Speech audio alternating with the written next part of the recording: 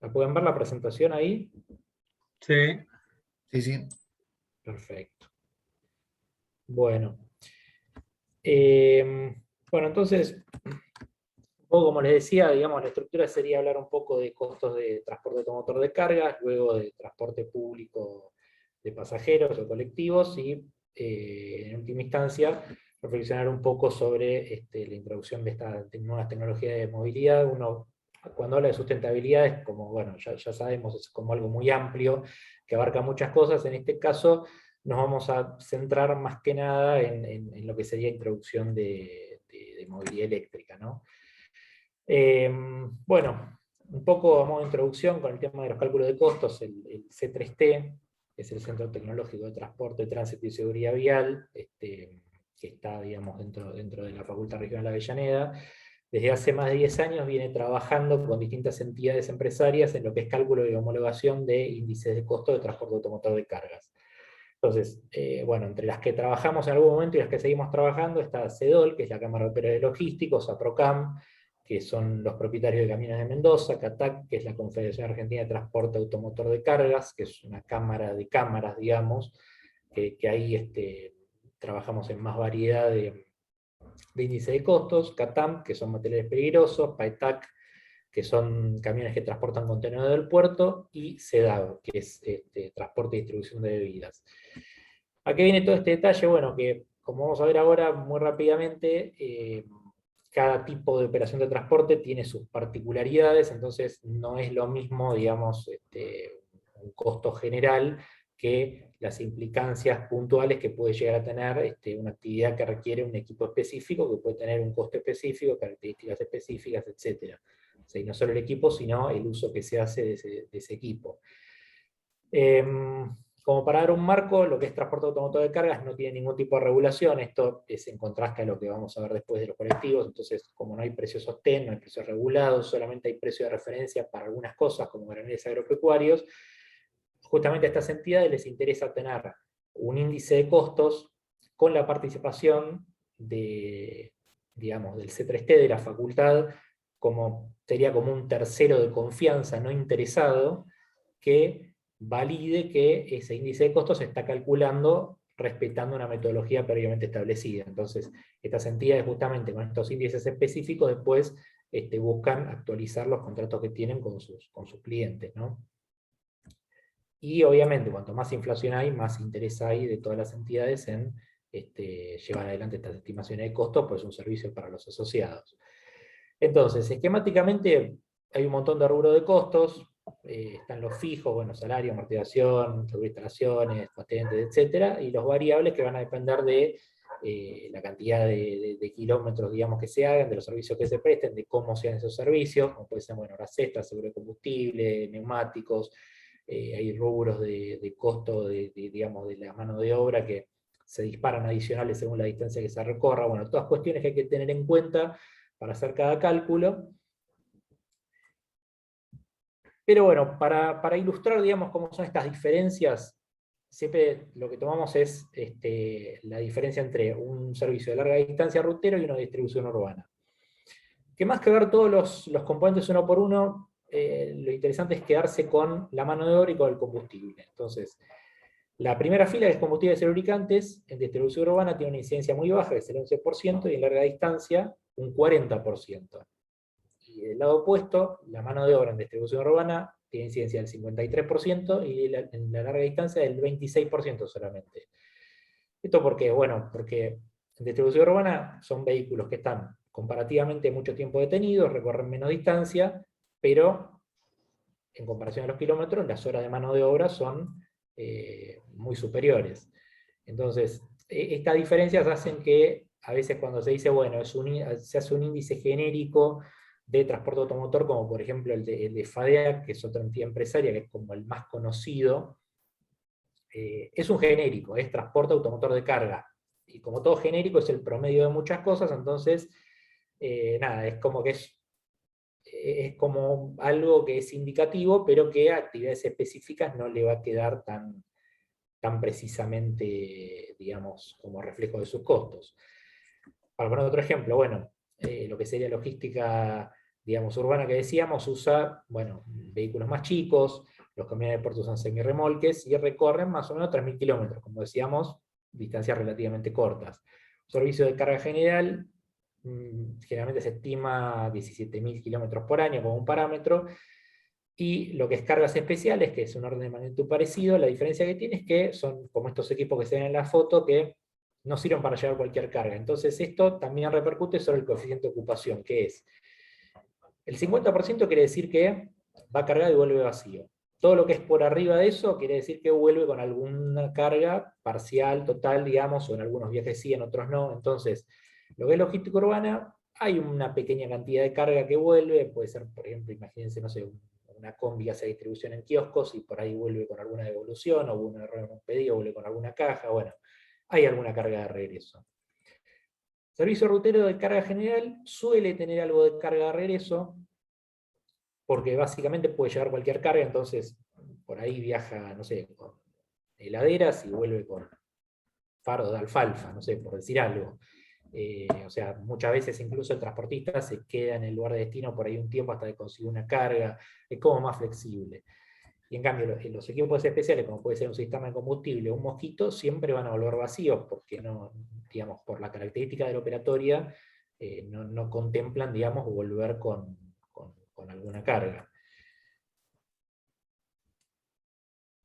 Y ahora un tema más, digamos, que es que en general los contratos no, o sea, no suelen ser de largo plazo, en algunos casos, en otros sí, es algo que está muy asociado a grandes empresas por ahí con transportistas un poco más grandes, los contratos de largo plazo. El extremo es la operación logística, que es más compleja, digamos, porque además de transporte incluye el almacenamiento, entonces no se puede contratar cada día un proveedor distinto, entonces ahí siempre son de largo plazo, pero en general grandes empresas tienen acuerdos de largo plazo con transportistas, y por ahí empresas más chicas tienen varios transportistas, y por ahí unas contratan a uno, unas contratan a otro, y así.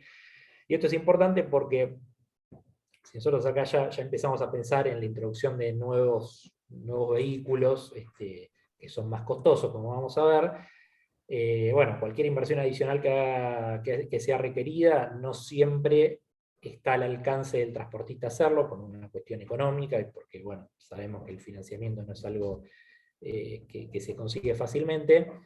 Entonces, a veces lo que sucede cuando existen contratos a largo plazo con un dador de carga grande, para poner un ejemplo, yo justo conocí un caso en el cual se dio algo así con gente que llevaba carga para Arcor, que para comprar un equipo mejor, lo que hace el dador de carga, como tiene más espalda financiera, es darle alguna facilidad al transportista para que lo adquieras. Si no, de lo contrario, por ahí no le alcanza, digamos, su situación financiera para comprar un equipo nuevo, y ni que hablar si hablamos de vehículos eléctricos, que son mucho más caros. Entonces, son cuestiones que tienen que ver, donde por ahí entra cuando se habla de que tiene que haber algún tipo de esquema de incentivo digamos, del Estado o de algún actor, justamente porque son muy caros, digamos.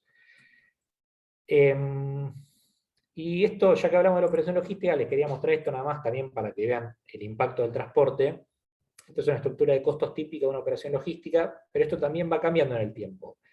Fíjense que de toda la operación logística, que esto incluye el almacenamiento, casi las 3/4 partes son transporte y distribución, o eran, mejor dicho, porque esto es viejo, pero fíjense que esto es una foto en un momento, y esto es una foto en otro momento, más del 90%. O sea, esto por ahí es un caso extremo, porque como los costos no varían todos juntos, a veces el transporte es más, a veces el transporte es un poco menos, obviamente no son cambios abruptos, pero vuelvo un segundo a lo anterior, digamos, esto sería lo mínimo que incide el transporte y distribución en una operación logística. Y bueno, ahora pasamos a lo que es transporte automotor de pasajeros, que tiene sus diferencias. Esto ya está más regulado, o sea, no es que cada transportista, digamos, cobra lo que le parece, hay distintas cuestiones que no vamos a profundizar, pero básicamente la necesidad de que sea un servicio público lo que hace es que esté sometido a un control de la autoridad de aplicación, ahí estipulada para determinar tanto la tarifa, digamos, como el subsidio o la compensación tarifaria más precisamente. Ahí estipula una metodología y hay unas resoluciones que van saliendo, digamos, no con una periodicidad fija, pero que van saliendo a lo largo del tiempo, que se llaman, digamos, de cálculo de costos e ingresos medios, que la última es la 198-2021, que es de hace un par de meses, pero que contempla varios meses de este año, incluyendo el mes de septiembre de 2021, que es el que elegimos después para hacer un pequeño ejercicio, que es el actual, digamos. Solamente a título aclaratorio, por ahí, o como curiosidad para quien le interese, estas son varias ciudades del mundo. Los sistemas de transporte público, del lado derecho tienen que se cubre con subsidio, y del lado izquierdo tienen que se cubre con el boleto, digamos. Como pueden ver, en algunos lugares es más de una cosa, menos de otra, son distintos porcentajes, pero subsidio hay prácticamente siempre.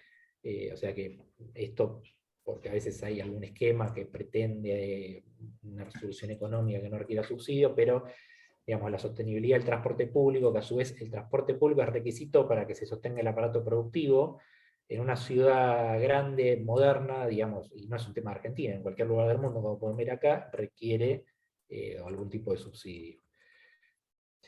Y bueno, cuando hay problemas con los subsidios, nada, a veces las empresas lo manifiestan de esta manera, que es cuando, bueno, las empresas de colectivo piensan que el subsidio es poco, empiezan estos reclamos y a veces lo exteriorizan de esta manera. Pero, ¿qué son estos cálculos, estos costos? Bueno, acá no se ve nada, lo paso rápido, estos son las planillas que aparecen en el anexo, son muchas de estas, muy grandes, cada columna es un grupo tarifario, eso es lo importante.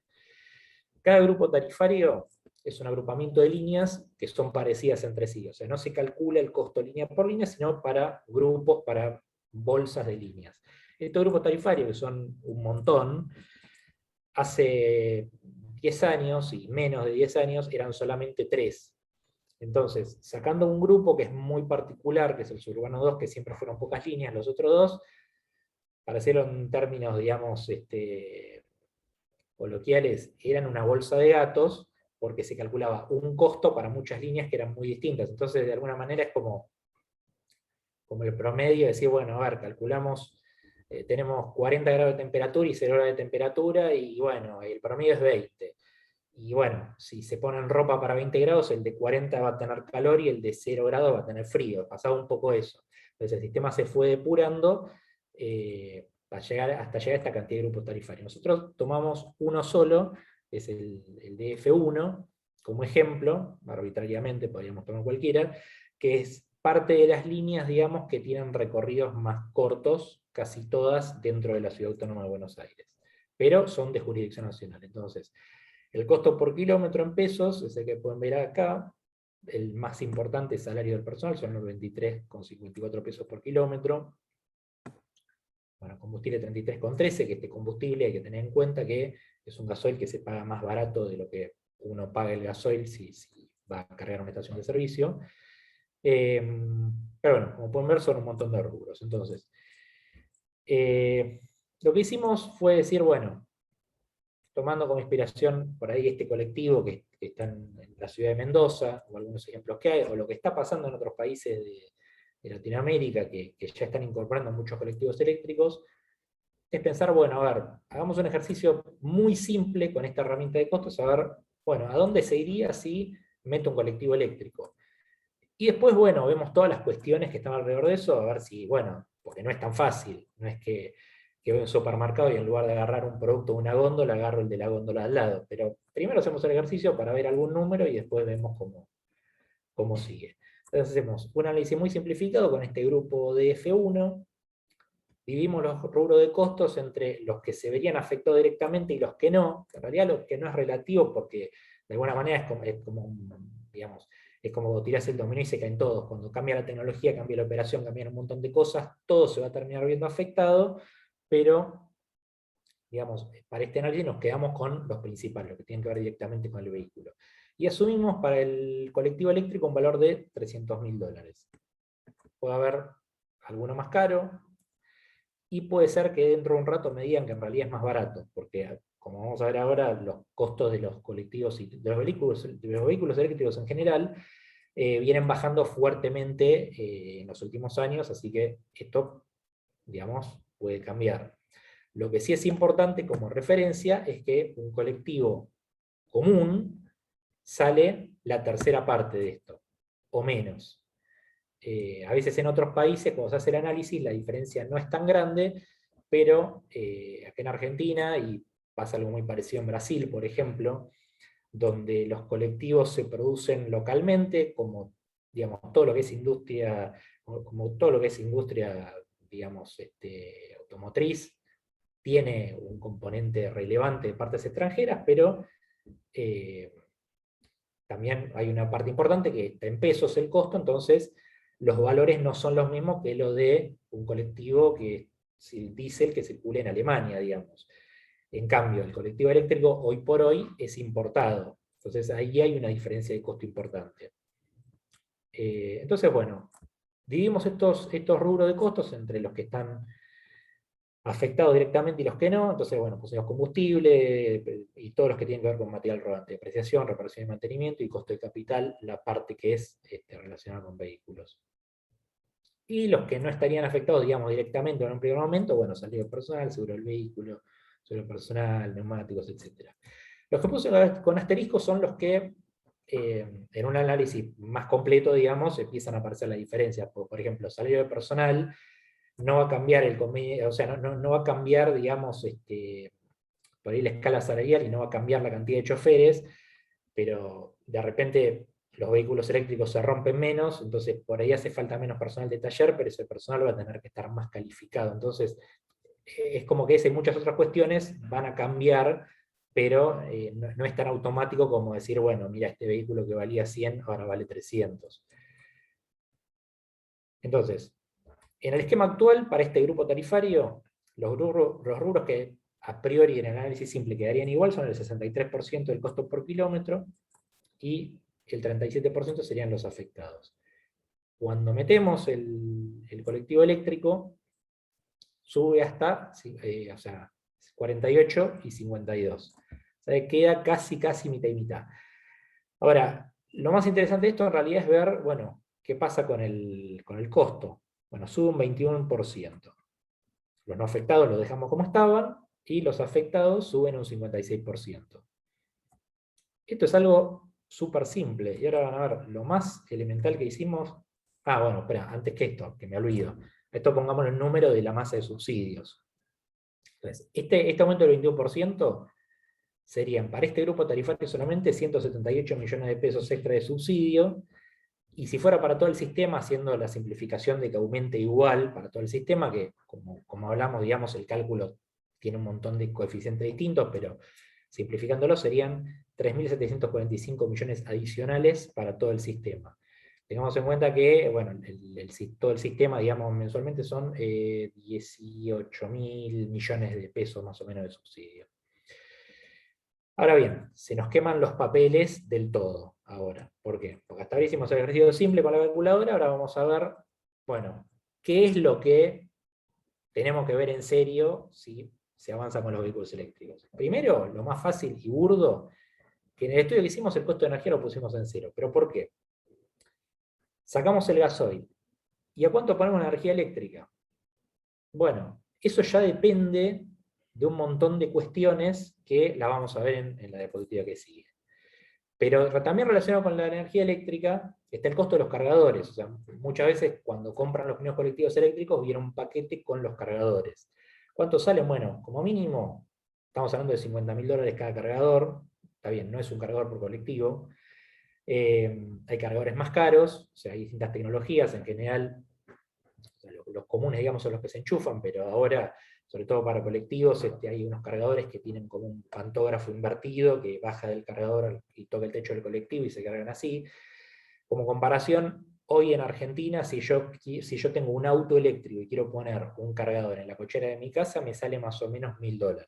O sea, obviamente es un equipo más chico, mucho más simple. Los colectivos tienen toda otra serie de requisitos y obviamente tienen otro banco de batería, entonces son cargadores más caros. Y otra cosa que no modificamos es que mantuvimos 10 años de vida útil, que es lo que tienen los colectivos actualmente, y los colectivos eléctricos se puede hablar de que tengan una vida útil mayor. Después está el tema del impacto financiero, que es que está bien, está todo contemplado, una amortización, etcétera, etcétera, pero volviendo a lo que decíamos antes, para los vehículos de transporte de cargas, bueno, qué transportista tiene la capacidad de poner toda esa plata junta para un cambio de tecnología. Bueno, eso habría que buscarle la vuelta. En todo el mundo ocurre ese problema, y hay distintos tipos de soluciones. Leasing, o los compra el gobierno, o incluso, bueno, se buscan esquemas alternativos donde se saca la batería del costo y se entrega en leasing, entonces ahí el precio baja mucho, porque es un componente importante del precio del colectivo, el banco de baterías. Y después, bueno, que hay muchas cuestiones operativas que nada, se van aprendiendo con la experiencia y bueno, todavía no están del todo definidas. Si bien es una tecnología que maduró un montón, todavía no están del todo definidas. Eh, pero acá, bueno, se me ocurrió poner esta foto porque es ilustrativa este tema. O sea, fíjense que son colectivos eléctricos chinos. China es el país que más colectivos eléctricos tiene por lejos, pero estos son de los Juegos Olímpicos de Beijing 2008. O sea, en esa época era algo revolucionario. Entonces, imagínense, de ese momento hasta ahora, bueno, se avanzó un montón, mejoró muchas cosas la confiabilidad, pero todavía no llega a ser algo, digamos, que sea tan conocido y tan probado como la tecnología que se maneja habitualmente. Ahora, fíjense, en la década pasada el precio de las baterías bajó 87% en términos reales. Y yo puse, se espera que siga bajando. Había una proyección que decía que para 2030 iba a bajar 50% más. A la velocidad que vienen teniendo los desarrollos, esto va a pasar antes. Entonces, por un lado, está este tema que las baterías se van abaratando y con eso los vehículos. Después que, a medida que va transcurriendo el tiempo, bueno, se va buscando a ver qué hacer con las baterías cuando cumple su vida útil. Entonces, ya hay todo un desarrollo para darles una segunda vida en aplicaciones estacionarias, donde no es tan problemático que una batería esté al 70%, como si sería en un colectivo que por ahí no alcanza para que cumpla con el recorrido que tiene que recorrer. Y después, bueno, lo que comenté recién de esquemas alternativos de propiedad, que ya sea que son propiedad del proveedor y las entrega en comodato o en leasing, o incluso se han explorado modelos que son de la empresa de electricidad. Bueno, hay distintas variantes.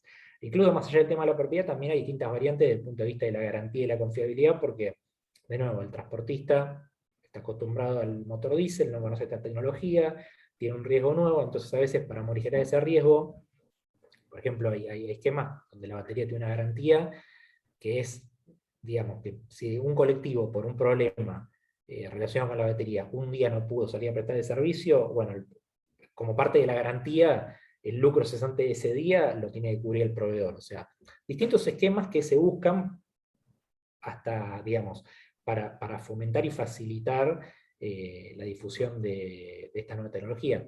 Incluso hay otro, esto por ahí no aplica tanto a colectivos, pero sí aplica a vehículos usados por privados, que es el tema del seguro. Como son más caros, el seguro es más caro, y por ejemplo en Uruguay lo que se hizo fue, digamos, intervenir para que el seguro sea el equivalente de lo que sería un vehículo de las mismas características, naftero o gasolero, digamos, pero que no esté castigado porque el vehículo es más caro, como una forma de fomentar la difusión.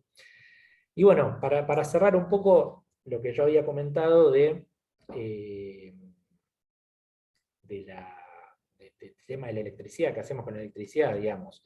Bueno, ahí obviamente es un tema que va más allá, digamos, no es tanto un tema de transporte, sino que es un tema más de distribución eléctrica, pero que es clave, porque, a ver, uno puede hacer un montón de ejercicios, pero básicamente el tema es qué tarifa, qué restricciones, qué esquema regulatorio va a enfrentar un transportista que tenga los cargadores instalados en su terminal, o que por ahí, por determinado incentivo, los pueda querer instalar en otro lugar. Entonces, justamente, porque en función de la tarifa, por ejemplo, si hay una tarifa segmentada por horario, bueno, pasa por ahí a tener sentido un sistema de carga inteligente, donde maximiza la carga en momentos donde la tarifa es más baja, que a su vez esa tarifa baja refleja que en ese momento a la red le sobra electricidad y por ahí en otro horario le falta. Ahora, si vamos más allá todavía, podemos pensar en aplicaciones V2G, digamos Vehicle to Grid, que es como un paso más, es del vehículo a la red eléctrica, donde incluso la batería del vehículo toma un rol similar al que hay ahora con las energías renovables, que se puede, digamos, que yo como usuario residencial, digamos, si yo genero, le puedo vender a la red, bueno, de alguna forma que las baterías de los vehículos, cuando los vehículos no se están usando y no se va a requerir la energía que tienen almacenada, esa energía se puede volcar a la red como una forma de estabilizarla. Entonces, todas estas cosas tienen un rol en cuál va a ser, digamos, realmente lo que va a enfrentar, digamos, el transportista, porque ya no va a ser solamente, digamos, volcar algún surtidor, sino que es algo que puede ser bidireccional, que puede tener un valor que cambia todo el tiempo según determinado criterio, digamos, y puede ser lo más eficiente o no, digamos, pero es como que es el gran tema que habría que tener en cuenta. Y bueno, más allá de esto, digamos, o sea, yo ahí hablo de las empresas de electricidad, pero en realidad son las empresas y los reguladores justamente para definir estos temas, ¿no? Así que bueno, nada, un poco traté de ser breve, de abarcar todo esto muy rápido, perdón si fui un poco rápido, pero bueno, cualquier consulta, bueno, la pueden hacer ahora o la pueden hacer en otro momento, y bueno, lo que podamos hacer un gusto responderlo. Así que nada, muchas gracias.